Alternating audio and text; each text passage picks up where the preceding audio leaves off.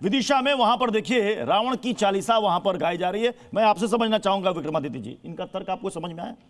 ये जो कह रहे हैं और जो संगठन की तरफ से सवाल उठाए जा रहे हैं कि रावण दहन क्यों बार बार किया जा रहा है, तो ब्राह्मण समुदाय के अस्तित्व पर बार बार चोट क्यों पहुंचाई जा रही है? इसी को कलयुग कहा जाता है। यही कलयुग है तुलसी। इस संसार में भांत भांत के लोग, भांत भांत के लोग हैं और यहाँ पर किसी को कलयुग में यही प्रभाव है कि रावण ज्ञानवान हो सकता है। मेरे गोत्र का था, मैं पलुस्त गोत्र का हूं, मेरे ही गोत्र का था, बिसरक से हमारा निकास है। और आप मान के चले कि बिसरक जैसे गांव में भी आज भी रावण का दहन नहीं किया। आप रावण के गोत्र के हैं? मैं रावण के गोत्र का हूं, मैं पलुस्त गोत्र का हूं और विशिष्टवा हमारे ऋषि हुए हैं। और आप मान के चले ये जो परंपराएं हैं इनका रावण ने दुष्कर्म किया और भारतीय संस्कृति के अंदर उसके लिए उसको दंड देने के लिए भगवान स्वयं ये एक सिद्धांत बनाया गया कि अधर्म करोगे तो तुम कितने ही ज्ञानवान हो, कुछ भी हो, परमात्मा स्वयं आकर तुम्हारा संहार करेगा ही। शुंभ निशुंभ का वर्णन देखें, भगवती का अपमान किया, भगवती ने उसका संहार किया। यहां ये भारतीय संस्कृति है, सनातन संस्कृति है। लेकिन आज इस कलिकाल में, कलयुग में इस प्रकार के लोग भी हैं। मैं कहूंगा हमेशा हुए हैं। अगर अगर हमारे को उनके ज्ञान का, रावण की नॉलेज ज्ञान क्या करेंगे? ऐसे ज्ञान का फायदा क्या? रचित स्रोत पढ़ते हैं। आज हम रावण द्वारा रचित उसके जो ग्रंथ है वो पढ़ते हैं। क्या उसका प्रचार नहीं होना चाहिए? क्या बुराइयों का प्रचार होना चाहिए? उसने भगवान सीता को छुआ तक नहीं उसने। समाज, ये बात आपको भी पता है, ये बात आपको पता है। उन्होंने सीता को छुआ तक नहीं उनकी मर्जी के बिना। ऐसा ज्ञानवान कहां मिलेगा? क्या आपने कभी उसके ज्ञान का प्रचार किया? आप मतलब क्या आप ये कहना चाह रहे हैं कि रावण के बारे में अब तक जो हमने सुना, पढ़ा, जाना वो सब कुछ गलत था?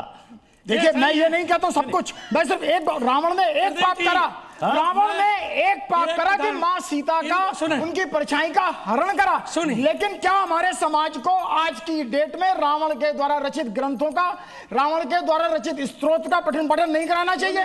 क्या हमारे को ऐसे ज्ञानवान व्यक्ति का, जिसको नहीं करता, क्यों नहीं कराना चाहिए? क्यों नहीं कराना चाहिए?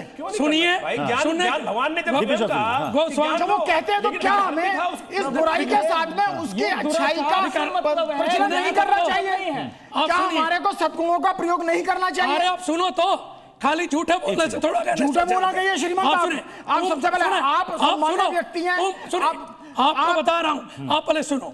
तुम पावक में कराऊं निवासा तब लगे कराऊं निशाचर। बोलो सरल भाषा में, तो समझ जाए आपकी भाषा। कौन लिखा है? देवलिपि हर किसी को समझ नहीं आती है। सीते तुम अग्नि में निवास करो, मैं निशाचरों को संहार करूंगा। माँ सीता अग्नि गई और माया को रावण ने हरण किया। रावण के कुकृत्य को जलाया जाता है।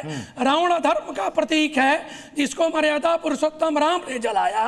अभी आपके रावण स्टूडियो में भगवान नाम से संबोधित राम को किए, रावण को भगवान बोले।